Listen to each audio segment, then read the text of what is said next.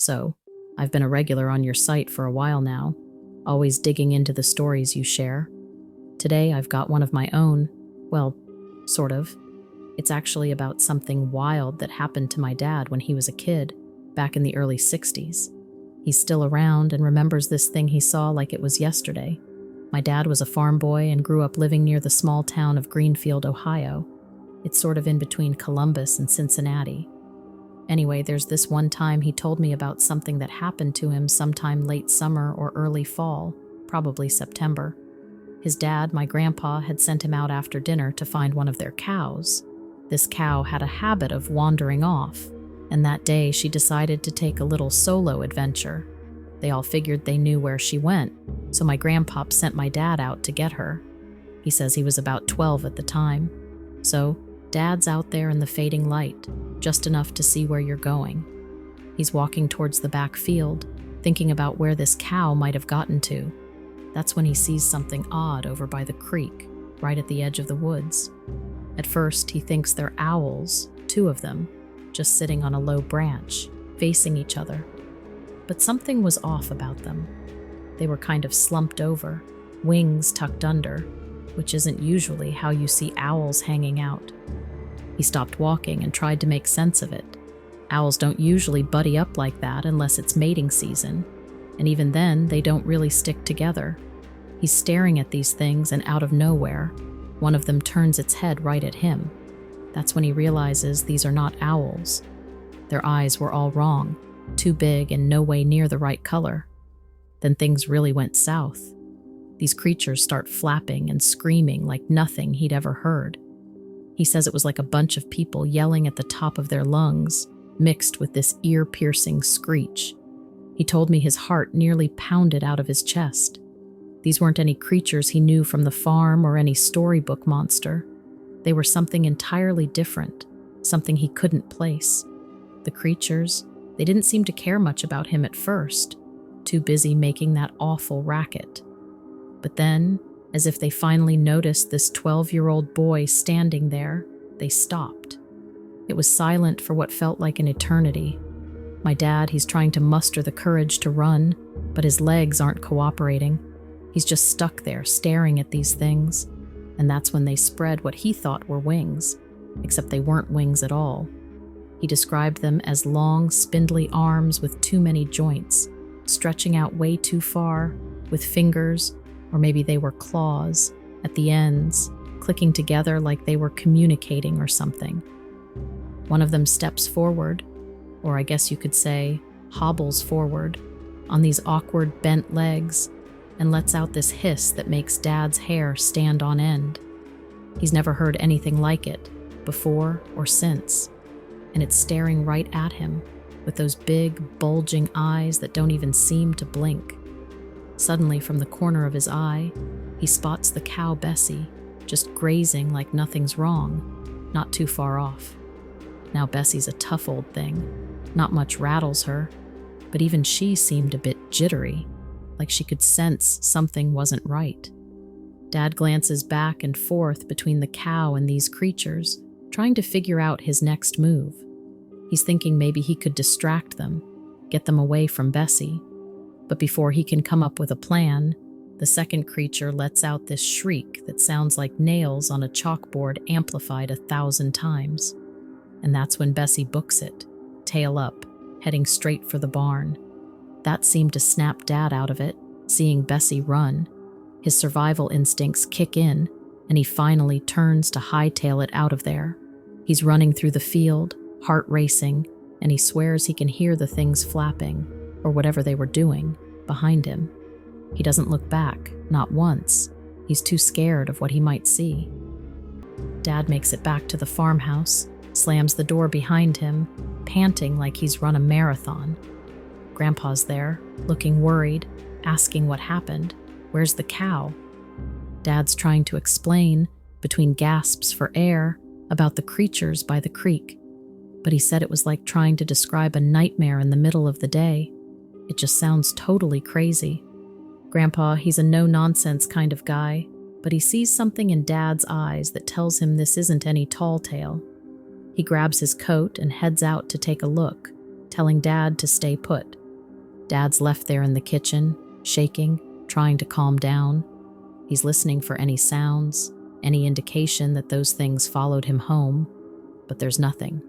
Just the normal night sounds, crickets, and the distant call of an actual owl. It felt like hours before Grandpa comes back. He found Bessie, safe and sound in the barn, and no sign of any creatures. He tells Dad it was probably just a pair of herons or something, got lost from the migration path. But Dad knows what he saw. He knows it wasn't any bird as normal as that. They never talked much about it after that. It was one of those things, just too strange to bring up, and times were different then. You were supposed to just move on and not talk about what bothers you. But Dad never forgot. And from then on, he made sure to always finish his chores before dusk, never wandering too close to the creek again. Sometimes late at night, when the wind's just right, he says he can still hear that screech. It's a story that stuck with him. And now, it's stuck with me too. Makes me wonder about other things that might be out there. So because of Dad's story, I did some digging online and found your site. You've talked about stuff like this before, right? Weird things that happen to people that they don't understand. Thought you might find Dad's story interesting. Keep up the good work, please, because I really enjoy your stuff.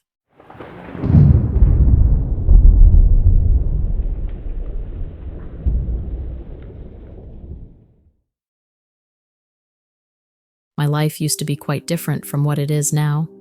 I was in my late 20s, a bit of a loner, and always seeking something more. I guess you could say I was trying to find myself, or maybe just escape the daily grind. I worked in an office, the kind of job where you stare at a computer screen all day, typing away, answering emails. It was stable, sure, but there was no passion in it, and I lived in a small apartment in the city, and the constant noise and bustle started to wear on me. I longed for quiet, for nature, for something different. That's why I turned to hiking and backpacking. I'd read about the pine barrens in a magazine. The article described it as a vast, mysterious place, full of legends and natural beauty. It talked about the Daytona Trail and its deep woods and the sense of isolation one could find there. That sounded exactly like what I needed. I planned the trip for weeks, poring over maps and preparing my gear. I wanted to challenge myself to hike a significant portion of the trail and camp out in the wilderness. The idea was to start at Atsian Lake Campground, hike the approximately 6 miles to Mullica River Campground, spend the night, and then hike back the next day. It was a solo trip too, to add to the challenge. I remember telling my then girlfriend, now my wife, about the trip. She was worried, of course. She always thought I was a bit crazy for wanting to venture into the wilderness alone. But she understood my need for these adventures. Little did I know, I was about to get much more than I bargained for. The Pine Barrens were about to give me a story that I'd carry with me for the rest of my life. A story that till this day puzzles me and chills me to the bone. To this day, I'm not sure if what happened to me on that hike was a paranormal event or just a psychological episode. It was mid-April of 2013. Again, my plan was to hike one day, spend the night, and then hike back to my car at Atsian. This area is pretty much wilderness, no towns, just trees. The first day went smoothly, and by early evening I had reached the Mullica River campgrounds without any issues. There were 2 other groups camping at separate sites, but otherwise it felt like I was alone, which was great. After setting up my tent, I went for a walk along one of the side trails near the river. The trail wound through thick woods and dense underbrush, limiting visibility to about 20 feet. As dusk set in, the forest darkened rapidly, the light filtering through the canopy growing fainter. As I continued walking around, I began noticing odd occurrences. Every so often, something would move behind the bushes on either side of the trail, vanishing just as quickly as it appeared. These shapes seemed human-like, but I couldn't see them clearly, especially as the light faded, blending shadows and objects together. Up to this point, nothing seemed supernatural, just the usual forest sights and sounds under poor visibility conditions. But then, things took a strange turn. Suddenly, there were loud, rustling noises and distinct growls, followed by eerie silences. It sounded like several large animals were charging toward me, only to stop abruptly a few yards away. It felt like I was being stalked. Not knowing what I was dealing with, perhaps wild boar or bear, I decided to head back to the campsite immediately and as swiftly as possible. When the noises occurred again, my anxiety spiked. With so much confusion swirling in my brain, it felt like two separate events were happening at once, overlapping and creating an unsettling feeling. As I hurried back to the campsite, these episodes continued to happen. I also became increasingly aware of a presence following me, seemingly getting closer with each step. At some points along my hike back, it felt as if this thing was inches away from me. Imagine the fear of being alone in a dark forest, confronting an unknown entity. Yeah, I know I said that I wanted this solitude, but obviously I had also been really naive, having not thought about any real dangers. Though I couldn't see it clearly in the darkness, the light filtering through the trees outlined what seemed to be a human-like figure. But really, it was more of an animal-human hybrid. But here's where it gets bizarre. Instead of attacking, this entity did nothing but stare into my eyes, motionless, for several seconds before vanishing without a trace. I mean, maybe I've seen one too many horror films to think it would have attacked my unprovoked. But then again, like I said, I was naive at the time. This whole thing was now feeling like a mind game, like maybe this thing was just playing with me psychologically, rather than wanting to cause physical harm. After the entity disappeared, there were moments of blackout for me, followed by the thing reappearing much further away, as if it had teleported. This cycle repeated for about 40 minutes until I got back to my tent. Obviously, it caused me a lot of disorientation and distress. So when I finally reached the campsite, mentally and physically exhausted, and collapsed into my tent. The next morning, I found everything just as I left it, with no signs of disturbance. And thank goodness for that, because I thought for sure it would screw around with my stuff just to confuse me even more. But because of everything being undisturbed in the morning, it caused me to wonder if the entire event was just a hallucination, perhaps induced by fatigue and the stress of being alone in an unfamiliar environment, compounded by the darkness. It created the perfect storm for such an experience. Luckily, there was no real physical harm despite the intense psychological torment. So, what do you think? Was it a paranormal encounter, or just my mind playing tricks due to sleep deprivation and stress? Thank you for your input.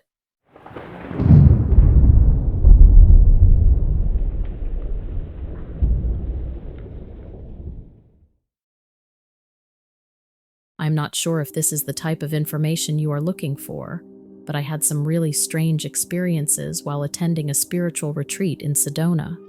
These were not your average run-of-the-mill experiences. When a friend mentioned this spiritual retreat in Sedona, I thought, why not? I'd heard stories about the place, with its energy vortexes and all that jazz, and I figured it would be fun to check it out and see what it's all about. So, I packed my bag with not much more than some comfy clothes, based on the instructions we received before arrival. I got there feeling a mix of excitement, and not gonna lie, a bit of skepticism. I mean, energy vortexes? Really? But as soon as I arrived, the place had this vibe, like the air buzzed differently or something. Can't quite put my finger on it, but right off the bat, I knew this place was special. The retreat was this collection of tents and small buildings tucked away among the red rocks, and people were walking around with this peaceful look on their faces, like they knew something I didn't. The whole setting was like a postcard for inner peace, and made me feel like I was stepping into another world. The first event on the schedule was at Bell Rock Vortex. That's one of the big energy hotspots they talk about.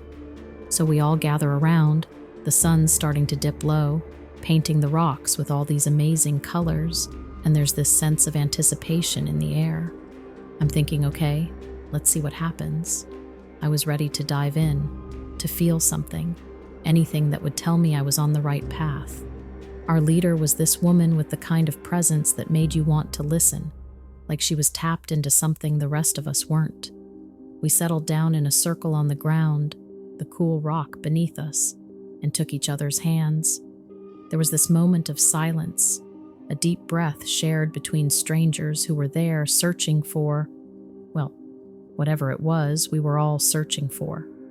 She started off slow, talking about connecting to the earth, to each other, to ourselves, and that's when it happened, the rush of energy. And I'm talking the intensity was out of nowhere. Bam! I get hit by this jolt of energy. It's like a bolt of lightning or something. Makes me nearly jump out of my skin. But get this, nobody else bats an eye. So I'm thinking, okay, just a weird thing happening with me, and try to shake it off. Later that day, they take us to another spot, Cathedral Rock. We're all spread out on our own little blankets, still holding hands this time too, because that's the drill. And I kid you not, halfway through, it feels like someone's running their hand up my leg. Creepy, right? I peek one eye open, but everyone's just chilling in their Zen mode. And I mean, everyone is still in their own world, eyes shut, not a single person looking like they felt what I felt. It was like I was the only one getting these weird signals or something. Anyway, later on, I couldn't shake it off.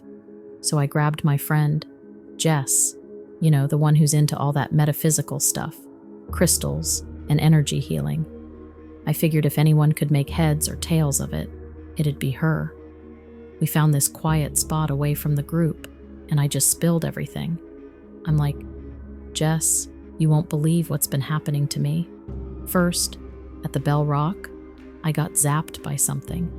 It's like the universe had me on speed dial and sent a cosmic jolt straight to my system. And Jess, she's just nodding, not looking all that surprised, which surprised me. Then I tell her about the leg thing at Cathedral Rock, and I swear it was like a ghost was getting fresh with me or something. I looked around, but everyone was off in La La Land, meditating. No one was out of place, and everyone else's eyes were still closed. No clue who or what it was, but wow, it freaked me out. Jess, she's all calm and goes, Sedona's known for this kind of stuff. Energy here is off the charts. Maybe you're just more open to it or sensitive or something. She's making it sound like it's as normal as getting a text message, and I'm there thinking I'm either losing my marbles or I've tapped into the twilight zone. Jess thinks maybe the energy or spirits or whatever you want to call it were drawn to me, like I had some sort of beacon flashing saying, hey, cosmic stuff right here. She suggested I journal it, keep track of anything else odd happening, which is what I'm referring to now as I write this all to you. Now fast forward to the last day. We're at this place called Amitabha Stupa and Peace Park in West.Sedona for a final group healing session. So we're all lying down, staring up at the sky, or the backs of our eyelids, and these facilitators start doing their thing with sound bowls. Singing bowls, they also call them. Have you ever heard them? They make these wild, resonating tones that really vibrate in your body. Here's where it gets trippy. They start playing these bowls, and I start seeing these blue orbs. They're floating over each person, kind of like they're scooping up energy from everyone's chest and pulling it up into the air. These orbs gather up into this giant blue ball right above us all. And then, this is nuts, I just black out. It's like a quick power nap, but when I wake up, I feel like I've run a marathon. And again, it's just me. No one else seems to have noticed a thing. No talk about blue orbs or feeling drained. So, yeah, I've been trying to figure out if it was just me seeing things or what. I've been looking other places on the internet, looking for anyone who's seen something like that or felt it, but nothing. Makes me really wonder what happened to me. So if you've ever been out to Sedona or had something like that happen, I'd love to hear about it. Thanks for lending an ear.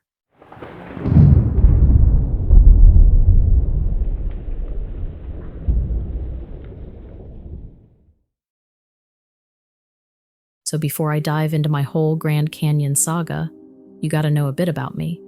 Grew up in the Midwest, endless cornfields, and not much else around. So when I hit my 20s, I promised myself I'd see more than just flat land and tractors. That's how I ended up with a pretty decent list of hikes and climbs under my belt. Nothing too crazy, just enough to say I've tasted a bit of the wild. But nothing, and I mean nothing, prepared me for that day at the canyon in 2010. Now my wife, she's the organized one. Plans everything down to the T. Me, I'm more of a wing it kind of guy.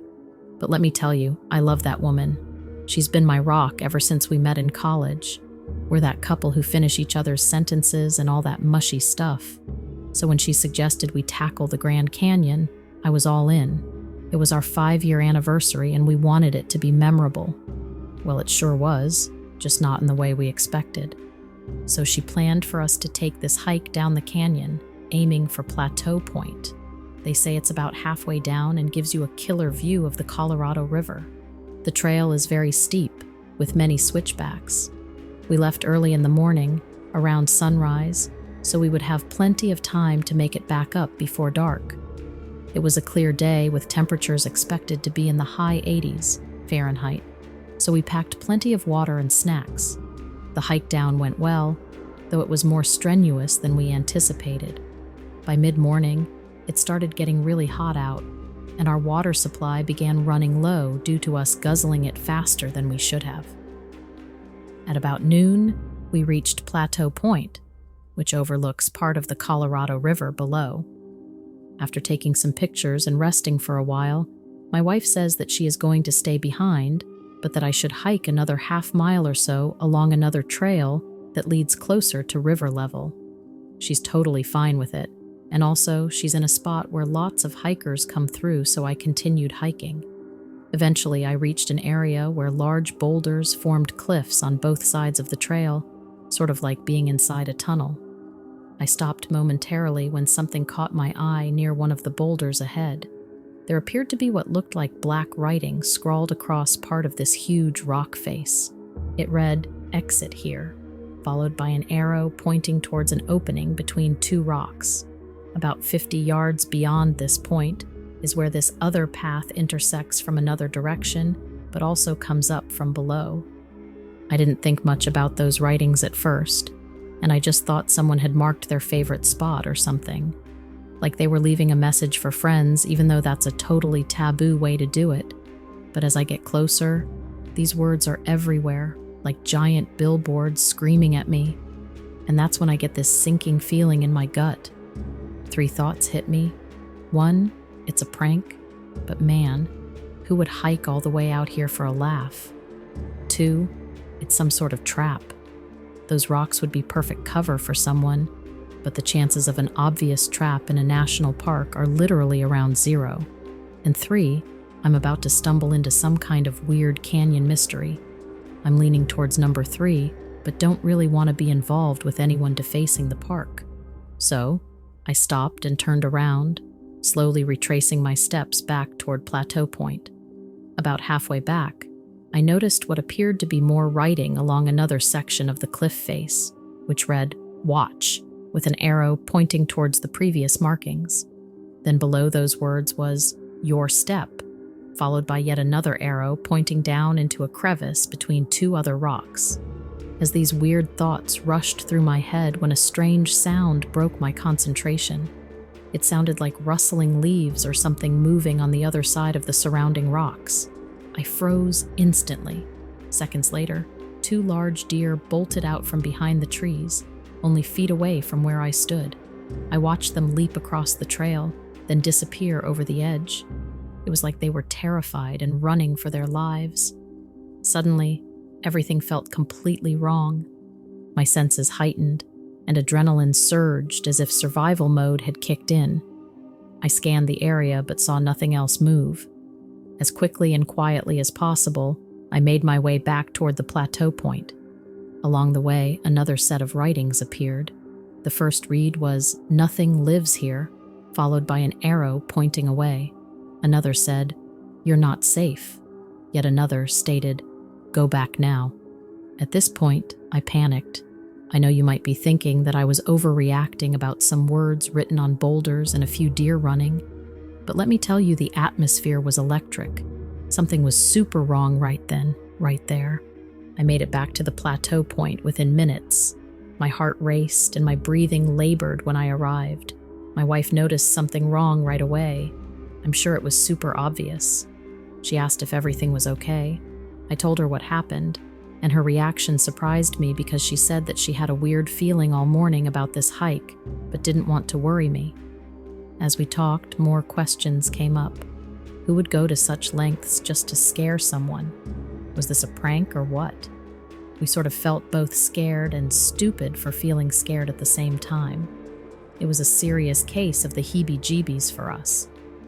After discussing with park rangers later in the day, they said no one else reported anything unusual around Plateau Point other than normal hiking accidents like slips and falls, and that they had no other comments about strange markings on the boulder walls.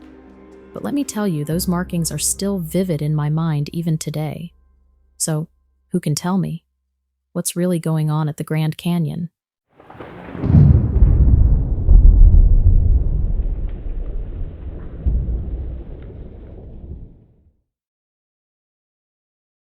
Man, where do I even start? I've been walking the beat for a good chunk of my life. Joined the force fresh out of the academy, thought I'd seen it all, from the petty thieves to the shifty-eyed hustlers on the night shift. But it's not just about the crime, it's helping the people too, seeing them at neighborhood picnics, Little League, and even helping with the occasional cat stuck up a tree. I'm that guy, the officer everybody waves to, the one who knows every shortcut and every creaky fence gate in town. It's a small community vibe here with the locals, even though this is Daytona Beach, and I'm as much a part of the fabric as the annual 4th of July parade. I've been tuning into your channel for about 6 months now. I gotta say, it's pretty gripping, and helps me to feel normal with all the weird stuff I've seen. I've actually come to rely on your stories to spice up my commutes and get me pumped up for work. But here's the thing. I've got a tale of my own to tell. Now, this incident went down last Saturday night, maybe around 11:30. Our dispatcher sends one of our guys to check out something over on South Beach Street, right by the water. This older couple rings in, freaked out about someone creeping around their yard, peeking in windows, and making a racket at their door. When the officer shows up, the couple was out on the porch, pointing at some shrubs by their fence, all worked up. They say they had just been winding down, watching some late-night show when something catches their eye outside the window, the one that's facing those very shrubs I just mentioned. They spot it once, twice, 3 times, and then they get smart. They turn off all the lights except for one, thinking they won't cast a shadow and give away their spot to whoever's out there. So they're ducking and weaving inside the house, trying to catch another look without getting spotted themselves. Then, out of nowhere, this thing bolts past the next window. They're telling me this thing was practically hugging the wall under the window, then scrambles across, arms out, latching onto the frame like some kind of Spider-Man stunt. They're saying it's got one arm down, the other grabbing the window's edge, hoisting itself up to get a better look inside. And get this, they only see part of its face, and for a second they swear it's like looking at a dog's mug, but not quite. Then it just drops and bolts, knocking over their trash in the getaway. Our officer finds these footprints by the bushes, huge ones, like nothing you'd expect from a regular human. And there's trash and leaves all over the place, like something had a crash landing right there. The old-timers are rattled, no doubt about it. After he reports back, our sergeant suggests making plaster casts, but by then, everyone's too beat to do it right away. Next morning, Sarge heads out and makes 4 casts himself and brings them back to the station. Now I have nothing concrete to report back yet on those casts.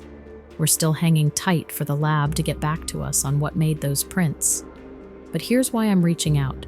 This whole circus I'm dealing with down here feels like it's in the same ballpark as those reports you've been tracking here in Florida and all over the US.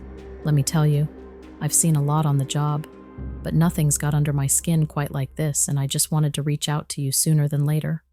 I'll drop you a line once we hear back from the labs.